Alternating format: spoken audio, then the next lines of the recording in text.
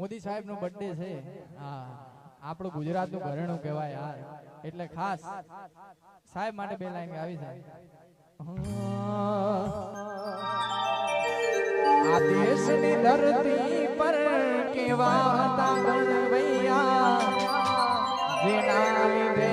ભારતમાં લહેરાય છે તિરંગા પર ખાસ મોદી સાહેબ માટે ગાવું હોય ત્યારે આ દેશની ધરતી પર કેવા હતા લડવૈયા જેના લીધે ગુજરાતમાં લહેરાય છે તિરંગા વંદે માતરમ